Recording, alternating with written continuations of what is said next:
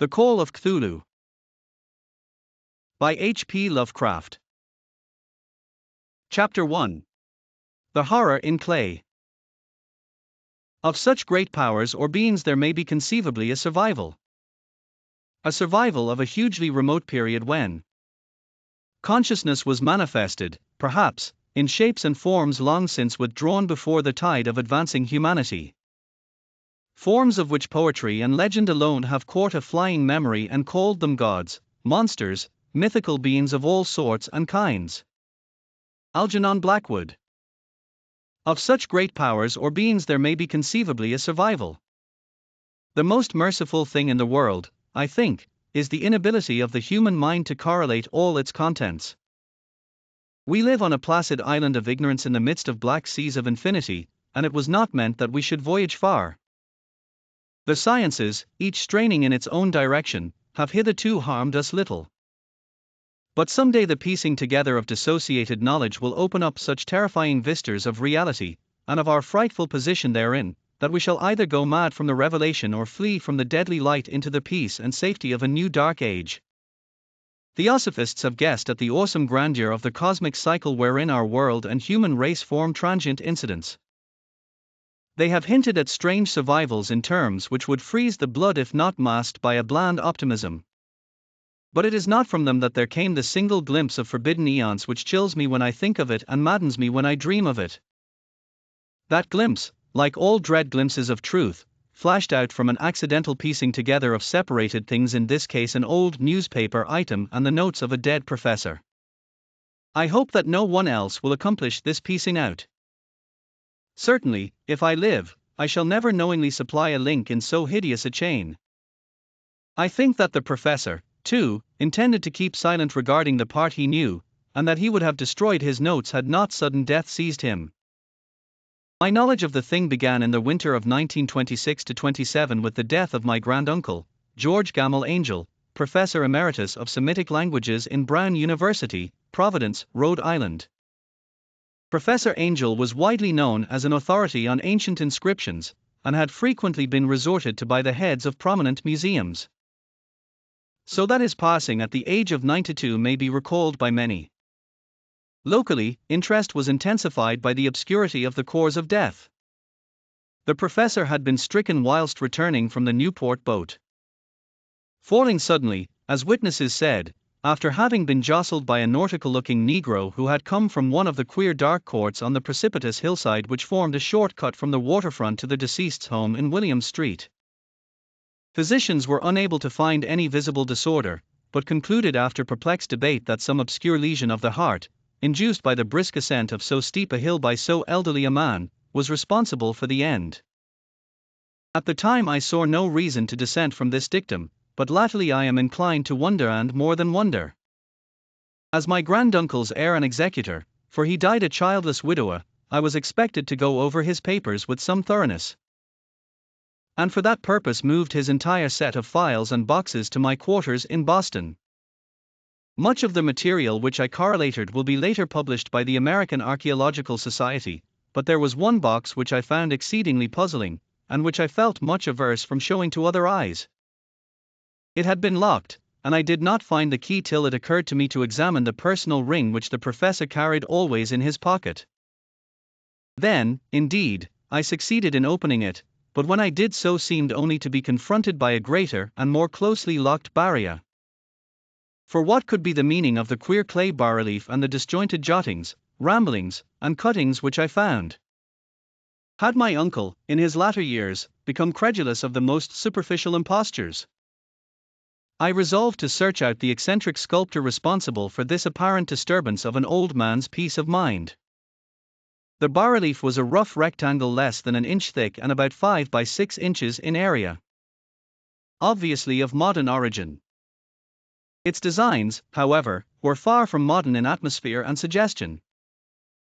For, although the vagaries of Cubism and Futurism are many and wild, they do not often reproduce that cryptic regularity which lurks in prehistoric writing. And writing of some kind the bulk of these designs seemed certainly to be.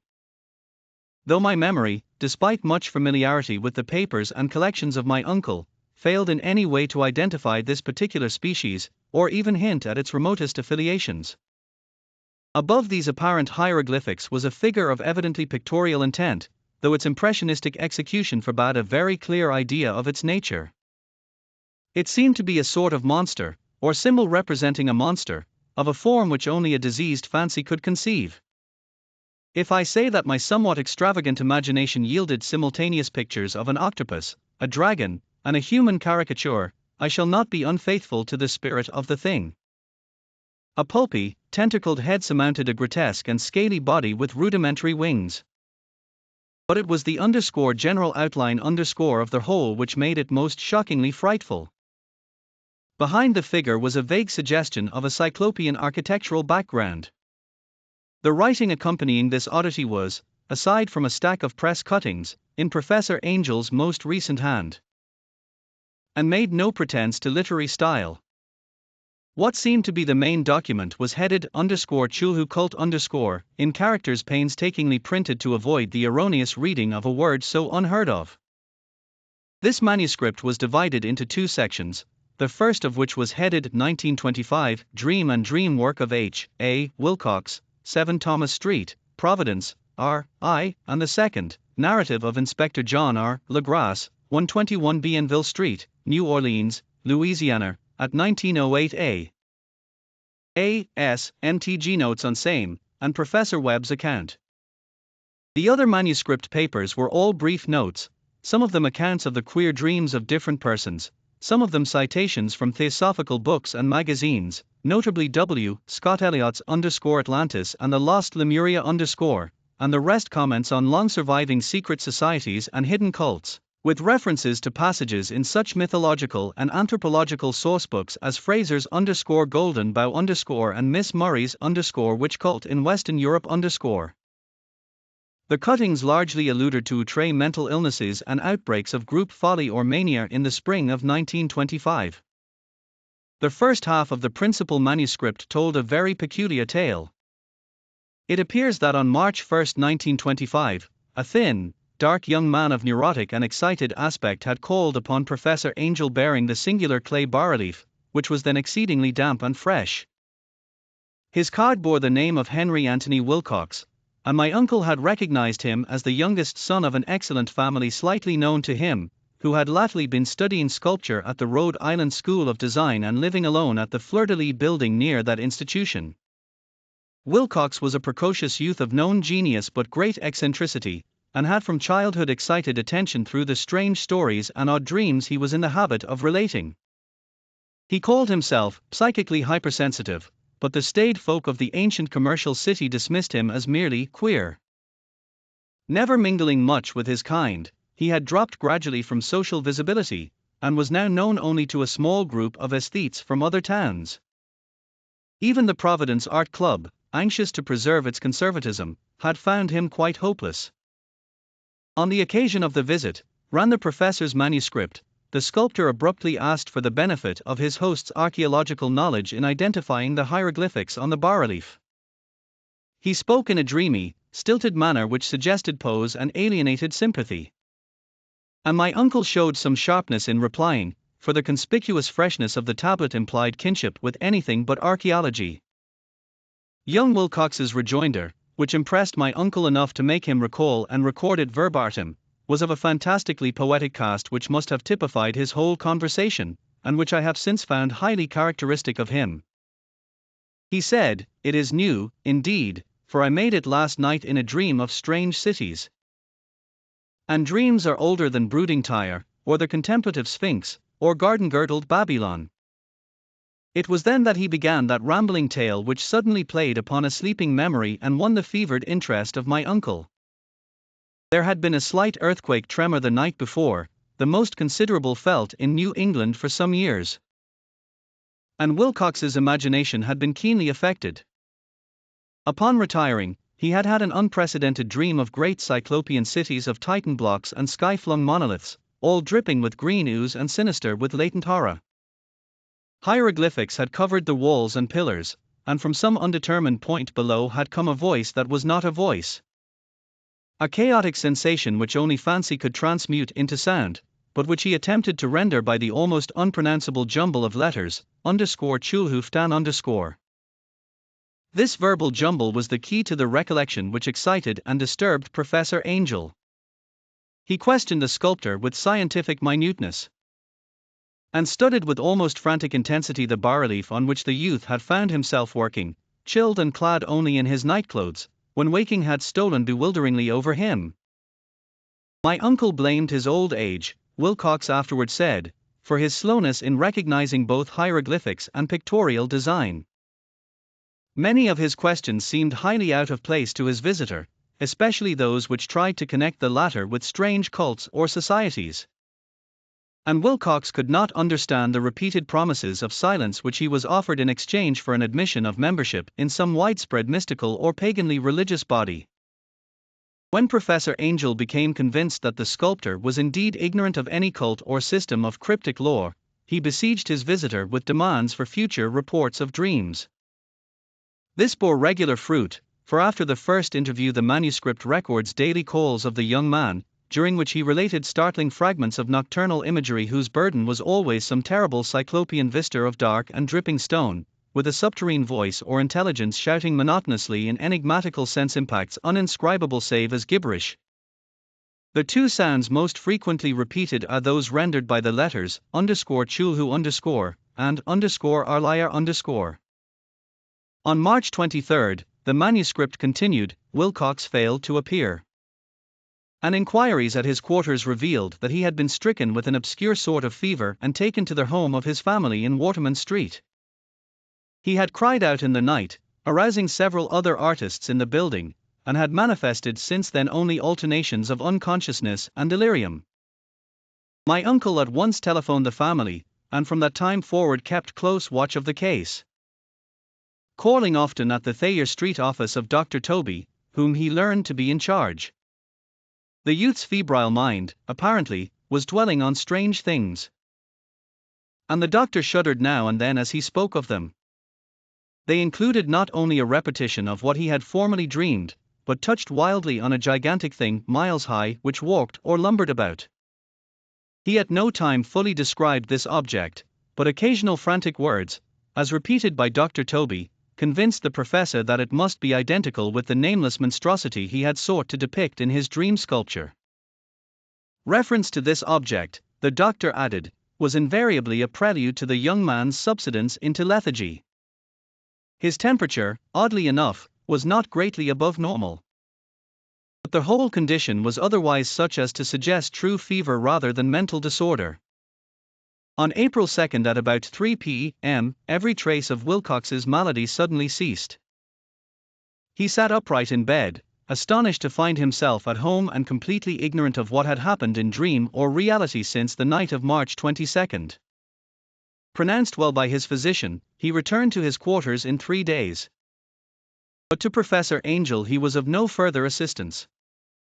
All traces of strange dreaming had vanished with his recovery, and my uncle kept no record of his night thoughts after a week of pointless and irrelevant accounts of thoroughly usual visions. Here the first part of the manuscript ended, but references to certain of the scattered notes gave me much material for thought, so much, in fact, that only the ingrained skepticism then forming my philosophy can account for my continued distrust of the artist. The notes in question were those descriptive of the dreams of various persons covering the same period as that in which young Wilcox had had his strange visitations. My uncle, it seems, had quickly instituted a prodigiously far-flung body of inquiries amongst nearly all the friends whom he could question without impertinence, asking for nightly reports of their dreams, and the dates of any notable visions for some time past. The reception of his request seems to have been varied, but he must, at the very least, have received more responses than any ordinary man could have handled without a secretary.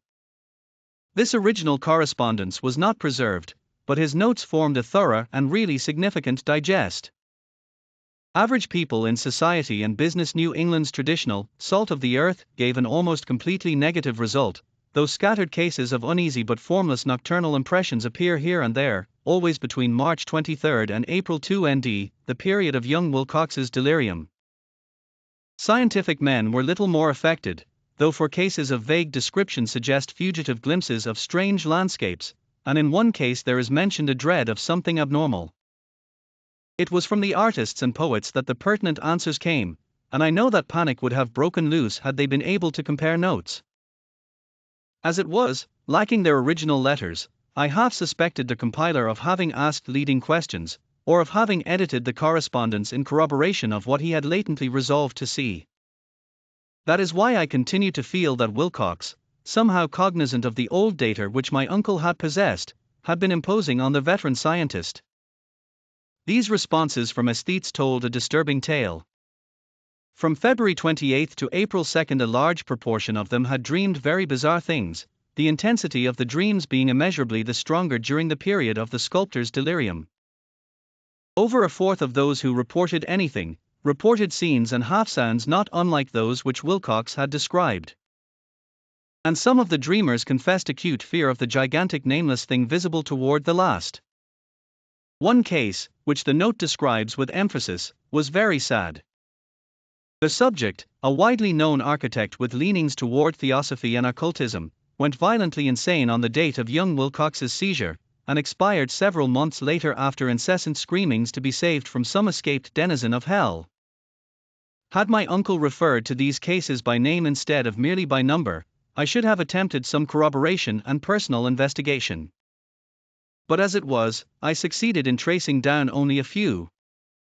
All of these, however, bore out the notes in full.